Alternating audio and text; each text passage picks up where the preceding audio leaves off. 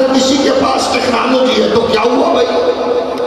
اقبال فرماتے ہیں اللہ کو پا مردی مومن پہ بھروسہ، ابلیس کو یورپ کی مشینوں کا سہارا، دی ہاتھ سے دے کر آزاد ہو ملت، ہے ایسی تجارت میں مسلمان کا خسارہ۔ یہ سب کچھ ہمارے سامنے ہے، لیکن ہمارے کا نام نہاد محقق یہ کہتا ہے اس لیے محراب و منبر کا وارث جاہل ہے، اس کو ٹیڑھا منہ کر کے انگلش بولنا نہیں آتی، وہ عالمی تقاضوں کو خاک سمجھے گا جسے انگلش ہی نہیں آتی، وہ پڑھا لکھا تھوڑا ہے۔ میں نے کہا بھائی دنیا کی سب سے چول قوم وہ ہے جو لینگویج کو علم سمجھنا شروع کر دے۔ آپ محسوس کو نہیں فرما گئے؟ دنیا کی سب سے تھکڑ قوم وہ ہے، بد نصیب قوم وہ ہے جو لینگویج کو علم سمجھے۔ جس نے لینگویج کو علم سمجھا وہ قوم خاک ترقی کرے گی، اور ماں بولی پہ ناز کر اور دنیا کے سارے لینگویجز پر اپنی کوشش کر کے دسترس حاصل کر، لیکن ماں بولی پر مایوس نہ ہو، شرمسار نہ ہو۔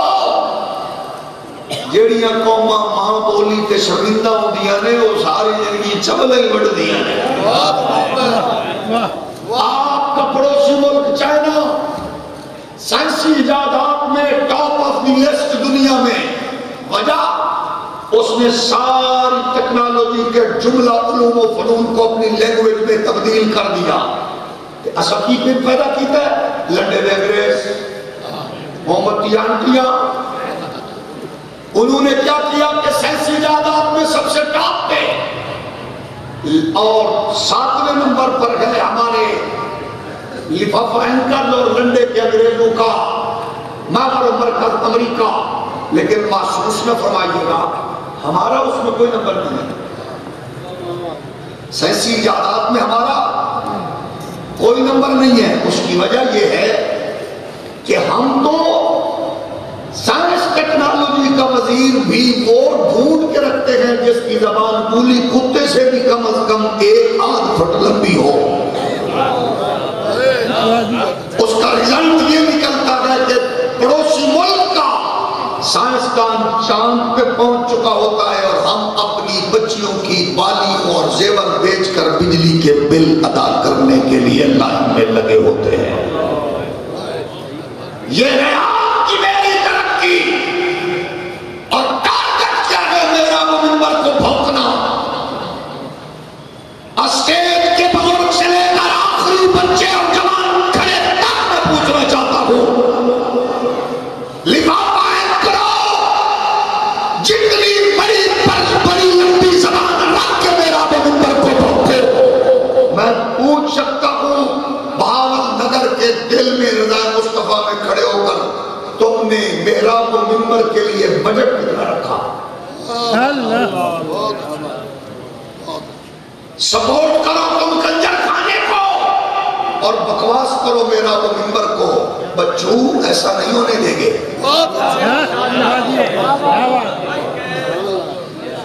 جڑا بندہ ستے ہو دے دعا کر دو پہلے پیر صاحب دی موجود کیا چل اللہم اغفر لحینا و میتنا و شاہدنا و غائبنا، اور جڑا جاگرے تھوڑے جے سر ہلاوے تک میں نے پتہ چلے قبرستان پرے گئے تھے نہیں۔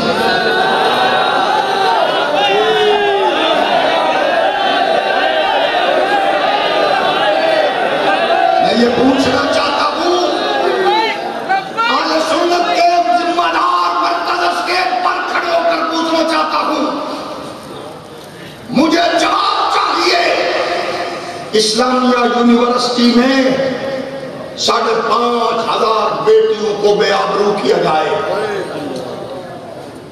کروڑوں اربوں کا بجٹ لگ کر بچیاں بے آبرو ہوں، انکوائری میں رزلٹ 0، کانسیپٹ یونیورسٹی کا بے غیرت پروفیسر گھنگروں کی تال میں پلنے والا، بازاری ماحول میں تربیت پانے والا 15 نمبر کا سوال قائم کرے کہ بہن بھائی اگر صاحب پر ہوں خلوت قدہ میں وہ بے غیرتی کا ارتکاب کرے تو اس تجربے اور مشاہدے کو بیان کرو۔ یہ اسلامی جمہوری مملکت میں کون کر رہا ہے؟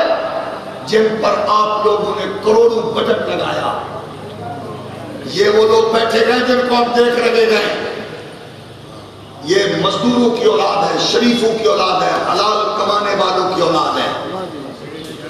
آپ کو اگر عالمی دنیا کی مشینری کہے کہ سپیس پیدا کرو, کرونا آ گیا مر جاؤ گے, ہاسپٹل بھرے جائیں گے, قبرستان آباد ہوں گے, قبر کا نمبر بتایا جائے گا, چھاپر میں لپیٹ کے ہم دفن کر دیں گے, یہ میرا وہ منبر کے وارث آپ کو کہتے ہوئے نظر آتے ہیں ابا تیرے غسل ہم نے دینا ہے, ہمیں محمد عربی کی شریعت کا حکم ہے.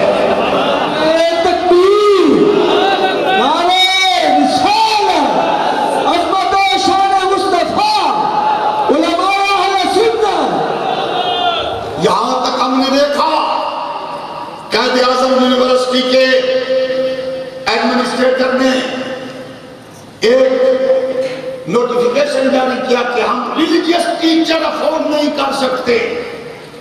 کیوں؟ ریلیجیس ٹیچر کی یہ کوالٹی ہے کہ وہ غیرت اور حمیت کے حوالے سے اپنی اوقات سے بڑھ کر آگے کھڑا ہو جاتا ہے کہ جہاں کہیں بھی ہوں گے بغیرتی نہیں ہونے دیں گے, اس لیے افورڈ نہیں ہے. ہم نے کہا روح کی سوکھی کھائیں گے, مصطفیٰ کے دین کا ڈنکا بجائیں گے.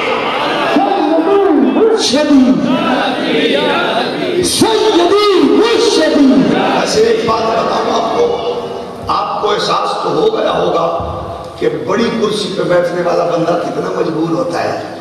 اگر عارضی اور کرائے کی کرسی پہ بیٹھا وہ بندہ ہل چل نہ سکے تو پھر اس کی تو مجبوری ہے نا. تھوڑا جی سیری اللہ تک پتہ لگے تو انہوں کو چاہ کے رکھ نہیں گیا, آپ پہ ہی بیٹھے ہو. ایک باری پھر ہولی بولو. تو ہم نے کہا ہم سے شکایت کرو, ہم موجود ہیں.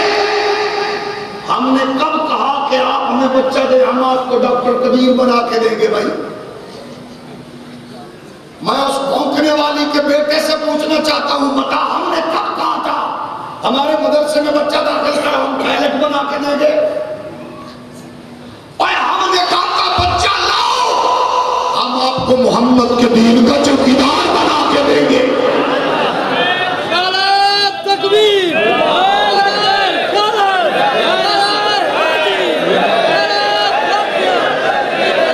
جو کام ہمارے ذمہ تھا علامہ اللہ یا رشد کی بڑھاپے میں کرتے رہے. صاحبزادہ عبد الرسول کر رہے ہیں, کمال شاہ صاحب, صاحبزادہ ریحان صاحب, علماء کر رہے ہیں. ہم اپنی اوقات سے بڑھ کر لگے ہوئے جتنا کچھ ہے.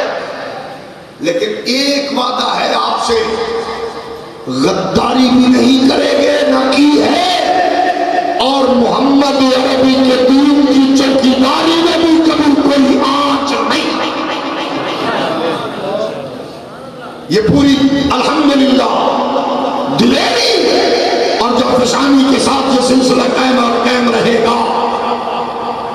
آپ لوگوں سے صرف اتنا عرض ہے کہ آپ اس دور کے نزاکتوں کو سمجھو.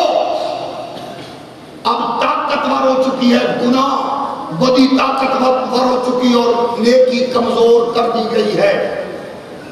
آخری بزرگ سے لے کر اپنے آپ تک میں اپنے سے سوال کرنا چاہتا ہوں کہ کہیں ایسا تو نہیں آپ کی میری سستیوں, کمزوریوں, کاہلی کی وجہ سے کہیں اسلام کا مقدمہ کمزور تو نہیں ہو رہا ہماری وجہ سے. اور معاف کیجئے گا میں بڑی عجیب بات کہنے لگا ہوں, مقدمہ اسلام کا کمزور ہو چکا ہے. اسلام کا مقدمہ کمزور ہو چکا ہے. فیل اس لیے نہیں ہوتا کیونکہ اسلام کے غلبے کا اعلان پروردگار نے کر دیا ہوا ہے, لیکن مقدمہ کمزور ہو چکا. جیسے ابھی آپ نے سنا صاحبزادہ ریحان امجد نعمانی صاحب آپ کو بتا رہے تھے کہ ہم کس پوزیشن پہ, اور آپ ہم سے زیادہ جانتے ہیں کتنا کمزور ہو چکا اسلام کا مقدمہ. 35 دنوں تک جنگ جاری تھی. حضرت شہزادہ علی اصغر کی اس جرأت و دلیری اور جذبہ شہادت کی خیرات پانے والا مسلمان ماں باپ کا بیٹا ایک نئی تاریخ رقم کر گیا فلسطین میں. ڈیتھ سرٹیفکیٹ سرٹیفکیٹ پہلے بنو، برتھ سرٹیفکیٹ بعد میں بنا. ایسا بھی دیکھا گیا تاریخ اسلامی میں، انسانی میں. ڈیتھ سرٹیفکیٹ بولیے اور برتھ سرٹیفکیٹ.